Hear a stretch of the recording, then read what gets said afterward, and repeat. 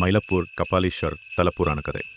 ஒரு நாள் தேவி உமாதேவி சிவபெருமானிடம் 5 எழுத்து மந்திரத்தின் நமசிவாய மகிமையையும் திருநீற்றின் பெருமையையும் கேட்க விரும்பினார். சிவபெருமான் அதை பற்றி சொல்லத் தொடங்கினார். அந்த நேரத்தில் அருகில் ஒரு அழகான மயில் தோகை விரித்தாடத் தொடங்கியது.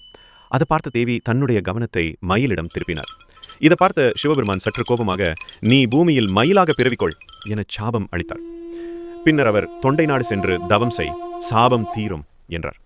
மயிலுறு பெற்ற உமாதேவி மயிலாப்பூர் பகுதியில் உள்ள புன்னை மரத்தடியில் சிவலிங்கத்தை வணங்கி தவம் இருந்தார். அவரது பக்தியை பாராட்டிய சிவபெருமான் நேரில் தோன்றி அவரை சாபத்திலிருந்து விடுவித்தார். அப்போது அவர், "நீ இப்போது கற்பகவல்லி என்றழைக்கப்படுவாய்" என்று அருளினார்.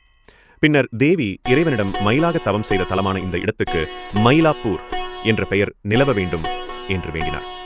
அவ்விதம் இந்த திருத்தலம் கபாலீஸ்வரர் மற்றும் கற்பகாம்பாள் இருவரும் சேர்ந்து அருள் புரியும் புனித தலமாக ஆனது. இன்னொரு புராணக்கூறு. பிரம்மதேவன் சிவனைப் போல தாமும் 5 சிரங்களுடன் இருப்பதை பெருமையாக எண்ணினார். அதனை அடக்க சிவபெருமான் பிரம்மனின் நடுச்சிரத்தை கிள்ளி கையில் பிடித்தார். இந்த கபாலத்தை ஏந்தியதால் இறைவன் கபாலீஸ்வரர் என அழைக்கப்பட்டார். அதனால் இந்த தலத்துக்கு கபாலீஸ்வரம் என்றும் பெயர் வந்தது.